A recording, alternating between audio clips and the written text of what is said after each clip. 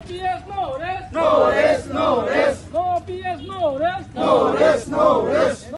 Lagi boy. OPS মাক লাগিব। Lagi boy. সমগ্র অসমৰ লগতে আমি বাক্সা জিলাতো আজি আমাৰ বাক্সা জিলা NPS কৰ্মচাৰী এছ'চিয়েশ্যনে আজি কৰ্মবিৰতি কৰিছো। আজি আমাৰ বাক্সা জিলা হেডকোৱাৰ্টাৰ মছলপুৰত এই দুৰ্গা মন্দিৰ প্ৰাংগণত আমি গোটেই বাক্সা জিলাৰ সমূহ মানে আঞ্চলিকক লৈ পেলাই এখন প্ৰতিবাদ সভা আমি আয়োজন কৰিছো। ইয়াতে আজি আমি কিয়ৰ কাৰণে আয়োজন কৰিছো, আমি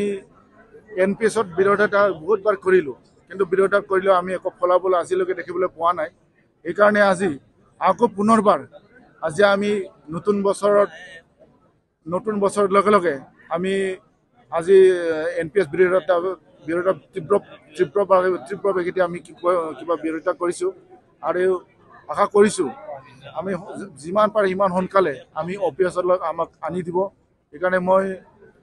আমাৰ অসমত মুখ্যমন্ত্ৰী হিমন্ত বিশ্ব শৰ্মা ছাৰক মই বাৰম্বাৰ অনুৰোধ কৰিছোঁ, আগতো অনুৰোধ কৰি আছোঁ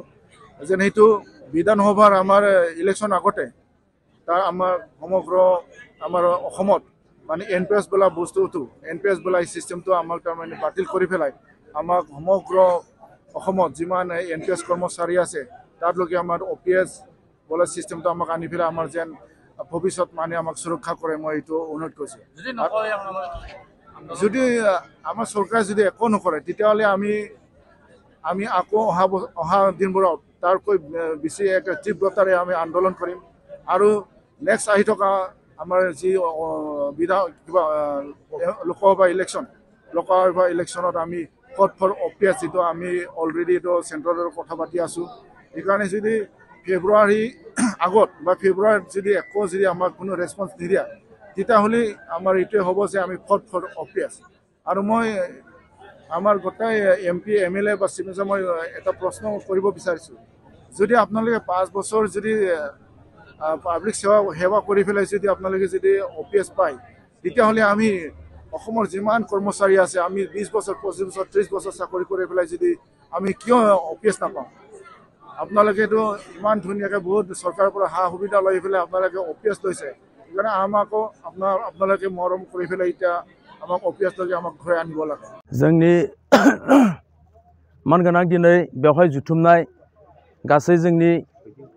NPSनि जोंनि जा साख्रिआवला सुबुं लोगोसे दिनै बेवहाय नुजाफैनाय साংবাদিक बायदिसिना लोगो नोंथांमोन जे दिनै जोङो बेवहाय जुथुमनायनि गुदि थांखिया जाबाय बेनो जे सरकारा जा बैखम्य बिथांमोना जोंखौ जा खालामदों NPS 2004 सननिफ्राय जा NPS जा खालामनानै जोंखौ जाबायदि बिथांमोना सारप्राइज खालामना दोनदों। मानोना सासे NPS सुबुङा जाबायदि बिथाङा बोराय बैसोआव जेरैबायदि बियो गावनि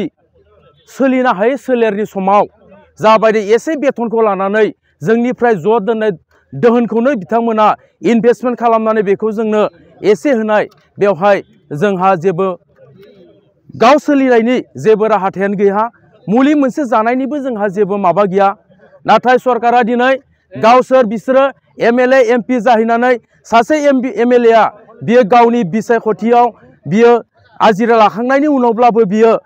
पेन्सन मोनो, लोगोसे बिनि उनाव बिथाङा MP जायोब्लाबो बेवहाय पेन्सन मोनो। सासे मानसि MLAबो पेन्सन मोनो, MPबो पेन्सन मोनो, बायदिसिना बिथांमोना गोबां हिउज पेन्सन लानानै बिसोरो जाबायदि बैखम्य खालामदों, जाबायदि राजतन्त्र बिथांमोना सोलिदों, बिनि हेंथायैनो जोङो दिनै बेवहाय जोंखौ जाबायदि नेवसिनाय बेखौ लानानै जोङो दिनै बेवहाय बेबायदि धर्मघट खालामदों। दिनैनि बेबायदि जोंखौ जाबायदि बैखम्य खालामनाय, जोंखौ जाबायदि बिथांमोना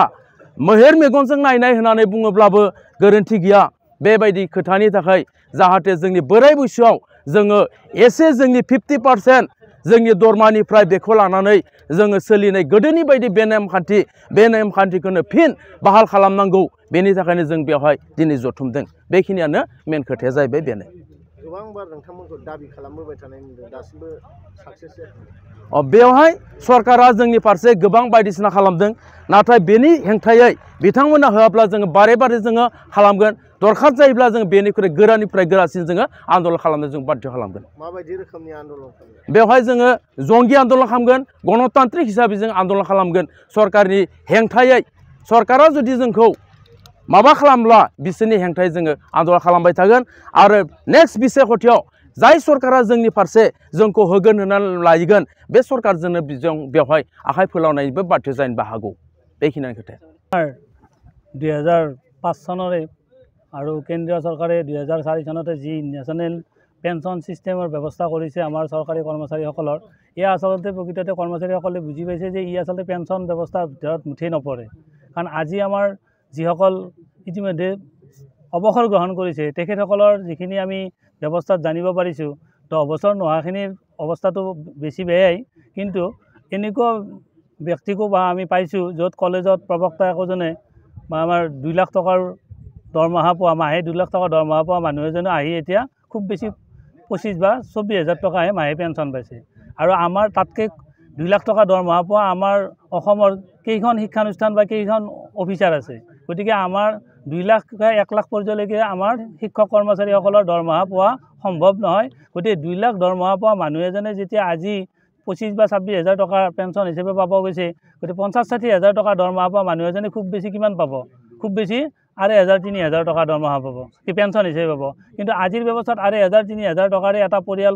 আগবঢ়াই নিয়া আৰু সেই ব্যক্তিজনৰ বাৰ্ধক্য অৱস্থাত তেওঁৰ মানে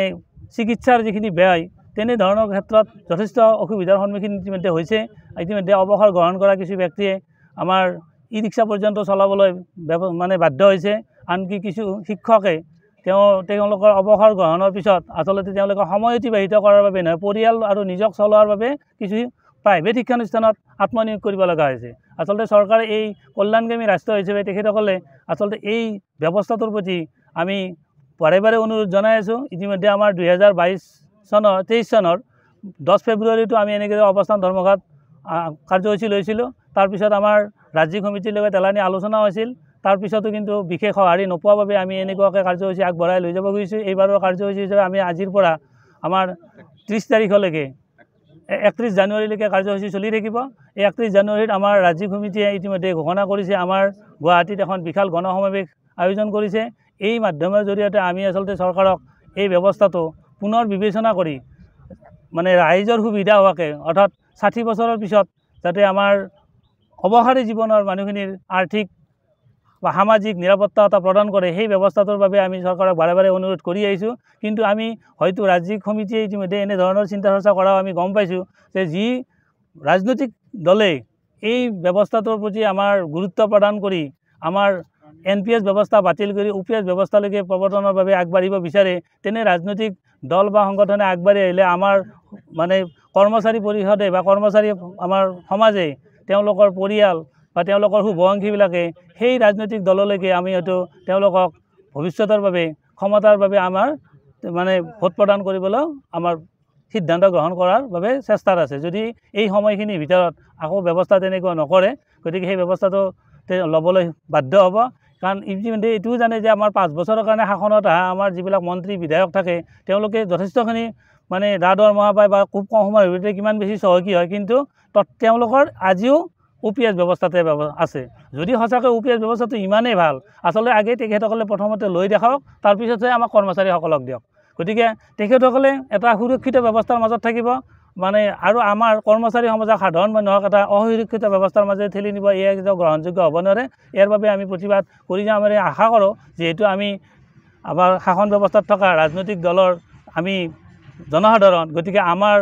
কথা কওঁ তেখেতসকলে মৰ্মে উপলব্ধি কৰিব বুলি আমি আশা কৰিয়েই আছোঁ সেইকাৰণে যদিও আমি কিছুমান আৱেগত ক'ব বাধ্য হওঁ যে আমি হয়তো আমাক যি দলে এই ব্যৱস্থাৰ প্ৰতি আমাৰ ৰাজনৈতিক দলে মানে সহায় কৰে তেওঁলোকলৈকে যাম বুলি আচলতে কিছু ক্ষেত্ৰত আৱেগত ক'ব লগা বাধ্য হওঁ গতিকে আমাৰ এই ব্যৱস্থাটো সোনকালে মানে OPS ব্যৱস্থা প্ৰৱৰ্তন কৰি আমাৰ কৰ্মচাৰী সমাজৰ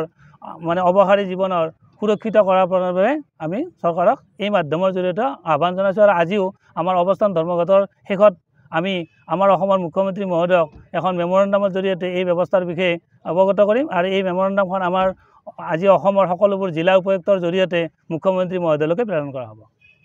আমাৰ গোটেই ভাৰতবৰ্ষৰ লগতে অসমতো অৱশ্যে ভাৰতবৰ্ষত 2004 চনৰ পৰা আৰু অসমত 2005 চনৰ পৰা মাৰ্চৰ পৰা আমাৰ কৰ্মচাৰীসকলৰ আগৰ যি পুৰণি পেঞ্চন ব্যৱস্থা আছিলে সেই পেঞ্চন ব্যৱস্থা কেন্দ্ৰীয় চৰকাৰে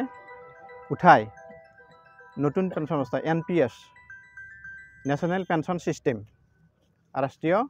পেঞ্চন ব্যৱস্থা প্ৰৱৰ্তন কৰিলে। যি পেঞ্চন ব্যৱস্থাত বহুত পুৰণি পেঞ্চন ব্যৱস্থাৰ লগত পাৰ্থক্য আছে। এই নতুন পেঞ্চন ব্যৱস্থাত আমাৰ কৰ্মচাৰীসকলে তেওঁলোকৰ মূল দৰমহাৰ 10% ইনভেষ্ট কৰিব লাগে আৰু চৰকাৰে বৰ্তমানলৈকে অসম চৰকাৰে ৰাজ্য চৰকাৰে 14% দিয়ে। আৰু সেই যি আমাৰ চাকৰি জীৱনত অৱসৰৰ আগলৈকে যিখিনি জমা হয় সেই জমাখিনি চৰকাৰে PFRD এটা সংস্থাৰ মানে তাত থৈ তেওঁলোকে যি লভ্যাংশ হয় সেই লভ্যাংশৰ কিছু অংশ আমাৰ কৰ্মচাৰীসকলক পেঞ্চন হিচাপে প্ৰদান কৰে। যিটো সেইটো পেঞ্চন নহয়, সেইটো কৰ্মচাৰীৰ বৰঙণিৰ যিটো লভ্যাংশ আমি সঞ্চয় হিচাপে থোৱা তাৰ বৰঙণিৰ লভ্যাংশ। কিন্তু পুৰণি পেঞ্চন ব্যৱস্থাত এইটো সম্পূৰ্ণ কৰ্মচাৰীজনে শেষৰ মাহৰ দৰমহাৰ 50% তেওঁলোকে পেঞ্চন হিচাপে পায়, য'ত তেওঁলোকে বৰঙণি থ'বলগীয়া নহয়, বৰঙণি ইনভেষ্ট কৰিব লগা নহয়। আৰু সেইটো পুৰণি পেঞ্চন ব্যৱস্থাত আছিলে কি যে কৰ্মচাৰীজনে গোটেই জীৱনটো জীয়াই থকালৈকে তেওঁ সেই 50% পেঞ্চন পাব আৰু তাৰ পিছত তেওঁ যেতিয়া ঢুকাব তেওঁৰ হয়তো পত্নী থাকিলে সেইটো ফেমিলি পেঞ্চন হিচাপে হয়। আকৌ পত্নী যেতিয়া ঢুকাব তেতিয়া হয়তো তেওঁৰ যদি 18 বছৰৰ তলৰ ল'ৰা ছোৱালী থাকে সেইটো তেওঁলোকলৈকে সেইটো মানে ট্ৰেন্সফাৰ হৈ তেনেধৰণে পেঞ্চন পাইছিল। কিন্তু এই নতুন পেঞ্চন ব্যৱস্থাটোত আমাৰ কৰ্মচাৰীসকলে যিখিনি ইনভেষ্ট কৰে 10% মূল দৰমহাৰ বেচিক পে তাৰ লগত চৰকাৰে যি 14% দিয়ে সেইখিনিৰ তেওঁলোকে কৰ্মচাৰীজনে অৱসৰ হোৱাৰ সময়ত 60% প্ৰদান কৰে আৰু 40% চৰকাৰে ৰাখি সেইখিনি তেওঁলোকে বিভিন্ন কোম্পানীক হতুৱাই ফেলে তাৰ লভ্যাংশ এটা অংশহে কৰ্মচাৰীক প্ৰদান কৰে। যাৰ ফলত বৰ্তমানৰ এজন মানে কলেজ অধ্যক্ষই যি 2 লাখ টকাৰ তেওঁ দৰমহা পায়, 2 লাখ টকা দৰমহা পোৱা এজন হেৰিয়ে আমাৰ 26,000 টকাৰ পেঞ্চন পায় NPS। কিন্তু যদিহে এজন OPS কৰ্মচাৰী তেওঁ হয়তো 1 লাখ টকা পালেহেঁতেন। গতিকে এই ইমান এটা পাৰ্থক্যৰ ফলত আমাৰ অৱসৰী জীৱনত কৰ্মচাৰীসকলে তেওঁলোকৰ বাৰ্ধক্য জীৱনত যি অৱস্থাত তেওঁ ডেকা অৱস্থাত চৰকাৰক সেৱা দিলে মানে ৰাজ্যক দেশক সেৱা আগবঢ়ালে তেওঁ সেইটো পৰিয়াল চলিবৰ কাৰণে আনকি নিজৰ মানে ঔষধ কিনিবৰ কাৰণে নিজে একাপ মানে বাহিৰত ওলাই গৈ চাহ খোৱাৰ কাৰণে মাহিলীত সেইখিনি পেঞ্চন হিচাপে ক'ব নোৱাৰি। আৰু আমাৰ সাধাৰণ কৰ্মচাৰী এজনৰ এতিয়া যে 50-60,000 টকা দৰমহাৰ পায় যিখিনি হেৰি হৈছে অৱসৰ লৈছে সেই কৰ্মচাৰী এজনৰ 2,000 খুব বেছি 2,000 টকা পেঞ্চন হিচাপে পাই আছে NPS, যিটোক আমি পেঞ্চন বুলি কওঁ, সেইটোক ন' পেঞ্চন বুলি কওঁ, ন' পেঞ্চন বুলি আমি ধৰিব পাৰোঁ। NPS ন' পেঞ্চন ছিষ্টেম না আমি গণতান্ত্ৰিকভাৱে আমি যদিও গণতান্ত্ৰিক দেশৰ নাগৰিক আমি চৰকাৰৰ গণতান্ত্ৰিক পদ্ধতিত আমি চৰকাৰৰ বা আমি কৰ্মচাৰী, গতিকে আমি চৰকাৰক খানুনৈ বিনয় কৰি আছোঁ। এতিয়া চৰকাৰে কিন্তু সেই আকৰগোজ স্থিতিত আছে, তেওঁলোকে এই ব্যৱস্থাটো পদ্ধতি সলনি কৰিব বিচৰা নাই। এইটো অকল কৰ্মচাৰীসকলে নহয়, NPS কৰ্মচাৰীসকলেই এই OPSৰ পুৰণি পেঞ্চন ব্যৱস্থাটো সেইটো দাবী কৰা নহয়, গোটেই সমাজখনৰ কাৰণে কৈছে। আজি হয়তো কোনোবাই ভাবিছে যে NPS কৰ্মচাৰীসকলে সাধাৰণ জনতা হয়তো ভাবিব পাৰে আমি হয়তো তেওঁলোকক প্ৰতিয়ামান নেওয়া হয়তো পৰা নাই, এতিয়া হয়তো জানিবলৈ তেওঁলোকে জানি আছে যে সেই পেঞ্চন ব্যৱস্থাটো এতিয়া কৰ্মচাৰী অৱসৰ হোৱাৰ পিছত অৱসৰৰ পিছত আমি গোটেই এখন পৰিয়াল চলিব লাগিব। সেই পৰিয়ালত আমাৰ ফেমিলি আছে, পত্নী থাকিব, ল'ৰা ছোৱালী থাকিব। গতিকে আমি এই বৰ্তমানৰ যিখিনি NPS কৰ্মচাৰী আছে তেওঁ যদি অৱসৰ হৈ যায় তেওঁৰ হয়তো ভৱিষ্যতৰ যিবিলাক চৰকাৰী চাকৰিত মকৰল হ'ব, চৰকাৰী সেৱাত মকৰল হ'ব, তেওঁলোকেও সেই পেঞ্চন ব্যৱস্থাটোতে আহিব। গতিকে এইটো ভৱিষ্যতৰ প্ৰজন্মৰ কাৰণে আমি বাট মুকলি কৰাৰ কাৰণে কল্যাণকামী দেশ এখনৰ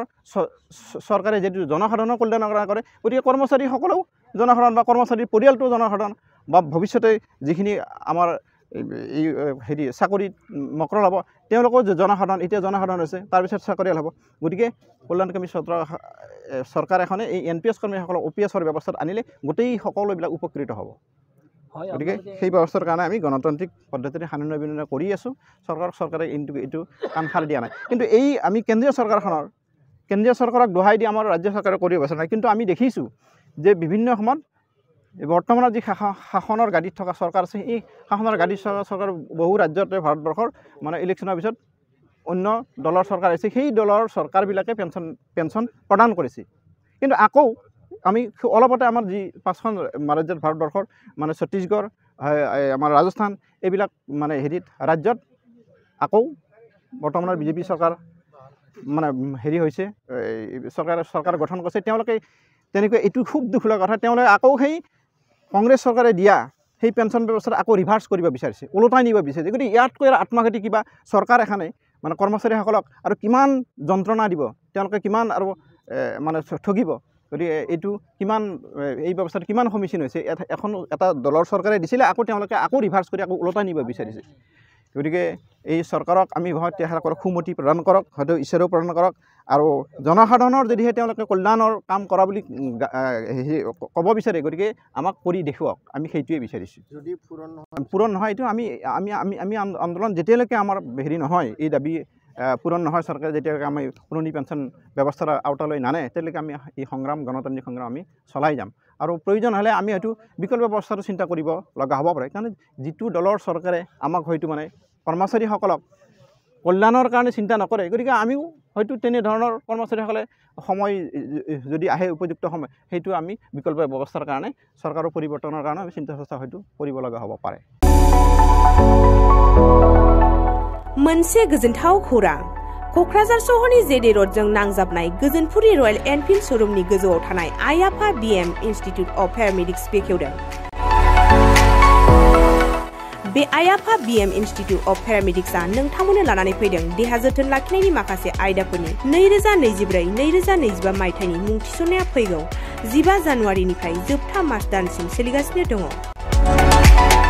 10+2 नि उथ्रिसारनाय बिजाथि एबा फरायसाफोरा बे पेरामेडिक्सआव गावारि सोलोंथायखौ लानो हागोन क'क्राझार सहरनि गोजोनपुरि एबा गांजिमा बाजारजों नांजाबनाय आयाफा BM इन्स्टिट्युट अफ पेरामेडिक्सआ नोंथांमोननि थाखाय गोदान मुं थिसननाय आयदाफोरा जादों medical laboratory technology first aid patient care and assistant nursing OT technician ICU technician radiology technician कर्सखौ 2 बोसोरनि गेजेरावनो आबुं खालामनानै BSS डिप्ल'माखौ लानो हागोन